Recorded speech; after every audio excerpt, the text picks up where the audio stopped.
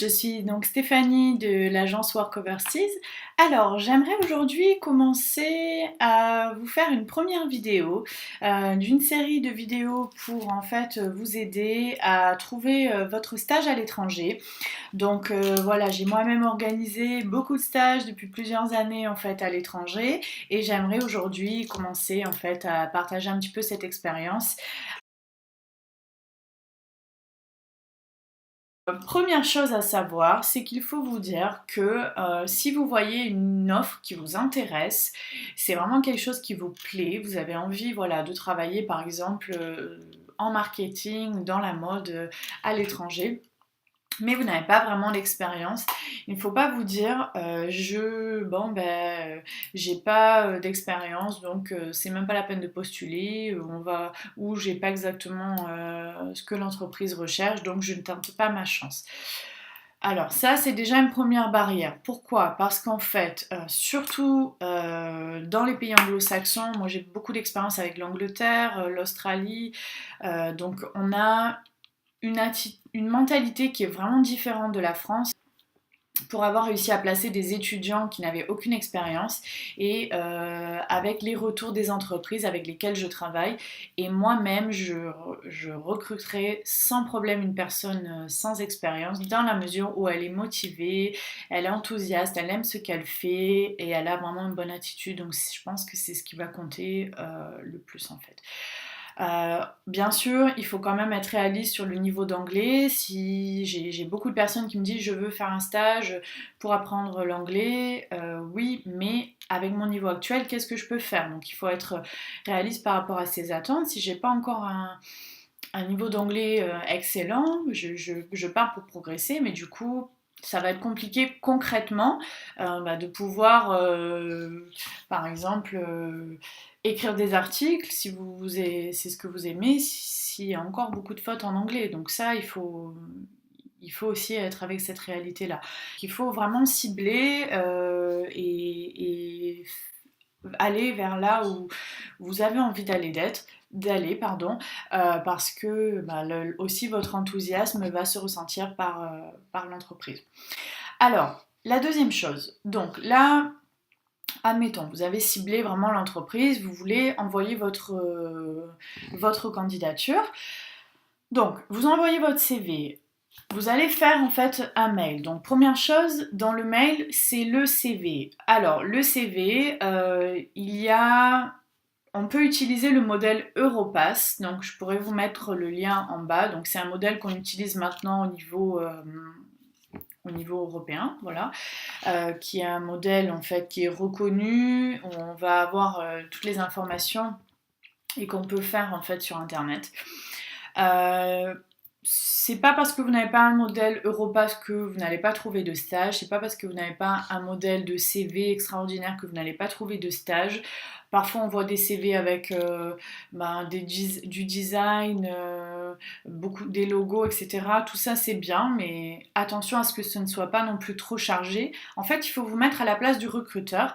Telle personne, elle doit trouver les informations facilement, rapidement. Voilà, parce qu'on reçoit beaucoup de mails et si on commence à avoir un CV avec des photos, des logos de partout, ça va vite peut-être ennuyer la personne qui lit et qui va avoir envie de passer à autre chose. Donc, la seule petite règle, je dirais, c'est que dans les pays anglo-saxons, on a tendance à mettre l'expérience en premier, donc on valorise vraiment l'expérience en premier. Donc vous pouvez mettre, même si ce sont des petits stages, vous avez l'impression que ça n'a pas vraiment d'importance, vous allez vous dire ah oui mais bon moi j'ai fait un stage, ça a duré qu'une semaine, je vais pas mettre ça. Bah non, il faut quand même le mettre parce que on sait très bien que vous êtes jeune et que vous n'avez pas encore beaucoup d'expérience. Et au contraire, ce qu'on nous dit de peut-être gonfler le CV, les recruteurs ne sont pas idiots. Donc il faut vraiment être honnête. Ne pas avoir honte même de la moindre petite expérience que vous avez faite, de la mettre en avant en fait sur votre CV. Avec l'expérience en premier lieu, ensuite les études, ce qu'on appelle, on met d'abord le work experience, ensuite education, et à la fin on peut mettre tout ce qui est intérêt, voyage, si vous avez participé à des associations, si vous avez des recommandations, tout ça, ça peut se mettre également. Je pense qu'il faut vraiment être honnête et montrer avant tout qu'est-ce que je peux apporter. Même si c'est pas beaucoup, qu'est-ce que je peux apporter dans la lettre de motivation, et pas qu'est-ce que je peux recevoir. C'est-à-dire, j'aimerais que vous me preniez en stage parce que ça m'intéresse, parce que j'ai une expérience en marketing et je dois faire un stage en marketing, parce que les dates de stage correspondent à mon stage. Oui, mais mettez-vous encore une fois à la place de l'employeur.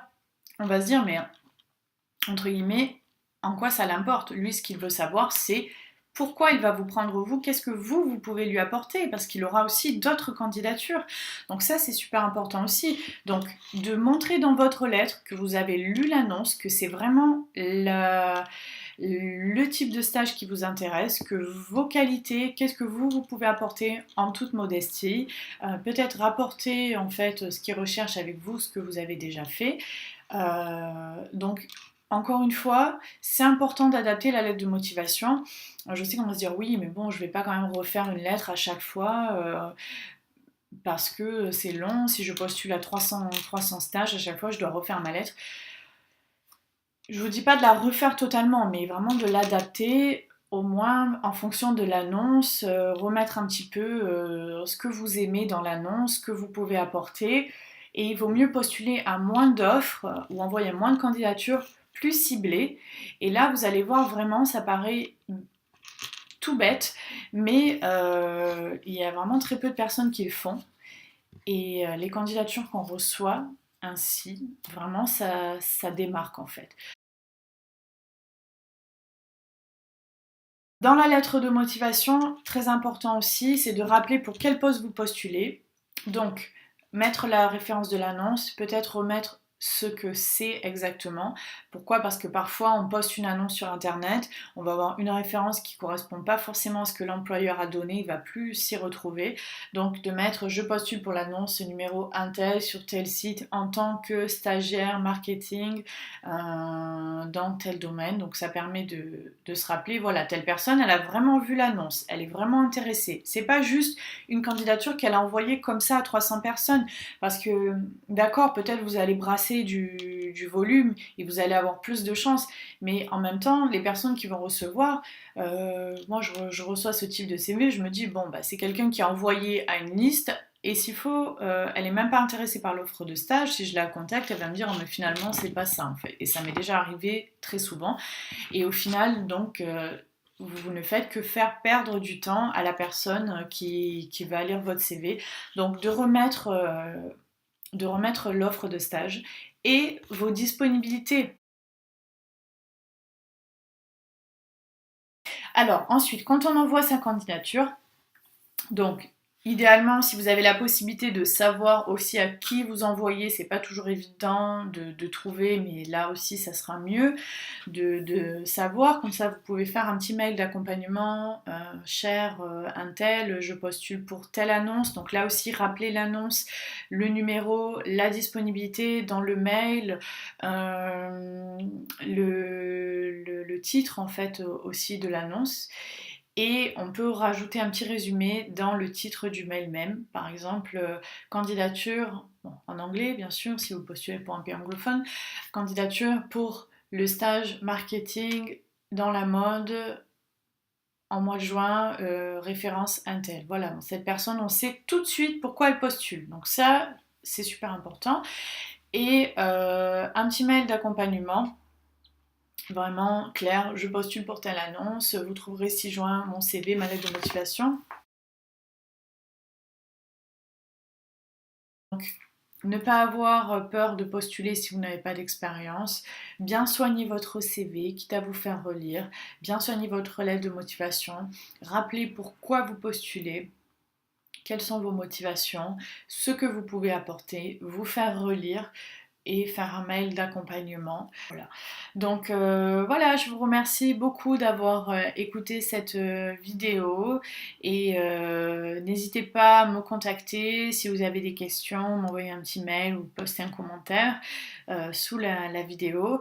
Et donc rendez-vous très bientôt pour une prochaine vidéo sur comment trouver son stage à l'étranger. Merci et à bientôt. Au revoir.